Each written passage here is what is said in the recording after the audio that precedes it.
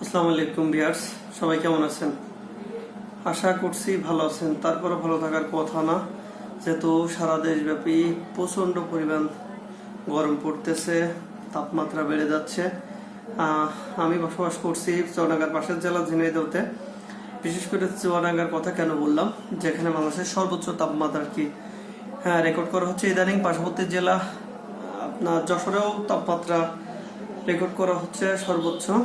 যাক, এই গরমে আপনারা কি করবেন? গরমের কি অবস্থা, নাভিশ্বাস অবস্থা। আমার কথা শুনলে বুঝতে পারছেন আমি পর্যাপ্ত পরিমাণ গরমে কষ্ট করতেছি। আমি একটা মানুষ যা পর্যাপ্ত পরিমাণ গরম সহ্য করতে পারতাম, কিন্তু আসলে এই গরমে আমি গরম সহ্য করতে পারছি না। সারাটা দিন খুবই খারাপ অবস্থায় গেছে। আপনাদেরকে অনুরোধ করি এই তাপপ্রবাহ এড়াতে, বা এখন যে তাপপ্রবাহ চলছে এখানে কিভাবে জীবনমান নির্বাহ করবেন বা চলাফেরা করবেন।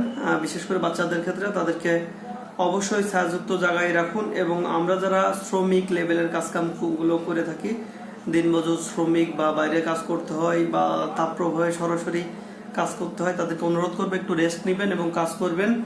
আর সাথে খাবার, স্যালাইন, ঠান্ডা পানি এগুলো রাখবেন। হাত মুখে বেশি করে পানি দিবেন, পায়ের বুড়ো আঙুলে পানি দিবেন, এবং পারলে দিনে 2 থেকে 3 বার গোসল করবেন। যেহেতু তাপপ্রবাহের পরিমাণটা এতই বেশি যে ফ্যানের বাতাসটাও সহ্য করা যাচ্ছে না। আমরা যারা এসিতে চলাফেরা করি তাদের কথা আলাদা। আর একটা বিশেষ জিনিস খেয়াল রাখবেন, ফ্রিজের পানি খাওয়ার ক্ষেত্রে ফ্রিজের পানি নর্মাল পানিতে মিশিয়ে নিয়ে খাবেন। সরাসরি ফ্রিজের পানি খাবেন না, এতে হিতে বিপরীত হবে। আপনার গলায় ব্যথা হবে, ঠান্ডা লাগতে পারে, বুকে কফ জমে যেতে পারে। বাচ্চাদের ক্ষেত্রেও এটা। আর গা যখনই ঘামবে, আমরা গা সাথে সাথে মুছে ফেলবো, পরিষ্কার করে ফেলবো। আবার নতুন করে ঘামলে আবার সেটা পরিষ্কার করে ফেলবো। কেননা এই ঘামটা গায়ে বসে যে আমাদের ঠান্ডা লাগতে পারে, জ্বর আসতে পারে বা বিভিন্ন ধরনের রোগে আক্রান্ত হতে পারি। এই সময় একটু খেয়াল রাখবেন যে পর্যাপ্ত পরিমাণ তাপের কারণে আমরা পানি খাচ্ছি, আবার দেখা যায় ডায়রিয়া, কলেরা এই জাতীয় রোগেও আপনি আক্রান্ত হতে পারেন। সেক্ষেত্রে পোষাবাসি খাবার অ্যাভয়েড করবেন। এবং বিশেষ করে বলে রাখি, চর্বি জাতীয় মাংস বা মাংস জাতীয় খাবার এগুলো অ্যাভয়েড করবেন। শাক সবজি এবং তরল খাবার খাওয়ার চিন্তা করবেন, যে তরকারিগুলো বা যে সবজিগুলো আপনি খেলে কমফর্ট ফিল করবেন সেই জিনিসগুলো অবশ্যই খাবেন। কেননা অতিরিক্ত মাংস বা চর্বিতে আপনার দেহের তাপমাত্রাটা বাড়িয়ে দিবে। সেক্ষেত্রে বদহজম হতে পারে বা গরমের পরিমাণটা বেশি লাগতে পারে। যাক, আমরা দৈনন্দিন ভাবে যারা রাস্তাঘাটে চলাফেরা করি তাদের ক্ষেত্রেও বলি, বাইকার ভাইদেরকেও বলি যে অবশ্যই বাইকটা খুব ভোরে আপনি রাইড করেন, আর তা নাহলে বিকেলের দিকে রাইড করেন। দুপুরের যে তাপমাত্রা সেটা হচ্ছে সর্বোচ্চ থাকতেছে, এই সময় একটু অ্যাভয়েড করে চলি।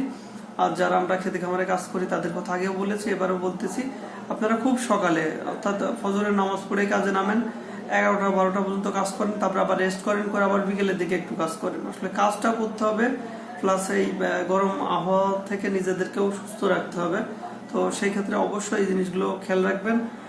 আরেকটা বলি, এখন হিট স্ট্রোক হতে পারে আপনার। সেক্ষেত্রে কিছু লক্ষণ দেখা দিতে পারে, আপনার ভিতরে অস্থিরতা কাজ করতে পারে, পর্যাপ্ত পরিমাণ আপনি ঘামতে পারেন, তারপরে বুকের ভিতরে ধরফড় করতে পারে, হঠাৎ করে তাপমাত্রা, শরীরে তাপমাত্রা বেড়ে যেতে পারে, মাথায় একটা পাক দিতে পারে বা মাথায় ঘুরতে পারে, চোখে আন্ধার দিয়ে চলে আসতে পারে। এই জাতীয় কোনো লক্ষণ দিলে পার্শ্ববর্তী কোনো জায়গায় বসে পড়বেন, হাতে মুখে সুন্দর করে বেশি করে পানি দিবেন, মাথায় পানি দিবেন, এভাবে নিজেকে সুরক্ষিত করবেন আর কি। আর বাচ্চাদের স্কুল কলেজ সরকার 1 সপ্তাহ বন্ধ ঘোষণা করছে, সরকারকে ধন্যবাদ জানাই এই বিষয়ে। সেক্ষেত্রে বাসা বাড়িতে থাকলে অবশ্যই ছায়াযুক্ত জায়গায় থাকি, আমরা ভালো থাকি। সবাই আল্লাহর কাছে তেলাওয়াত করি বা ফরিয়াদ করি যে আল্লাহ এই গরম থেকে আমাদেরকে হেফাজত করো, কারণ আল্লাহ ছাড়া হেফাজত করা কেউ নাই। আর পরিশেষে একটা কথাই বলতে চাই, পর্যাপ্ত পরিমাণ গাছ লাগাই, পরিবেশ বাঁচাই, আর এই গরম থেকে আমরা নিজে বেঁচে থাকি। আসসালামু আলাইকুম।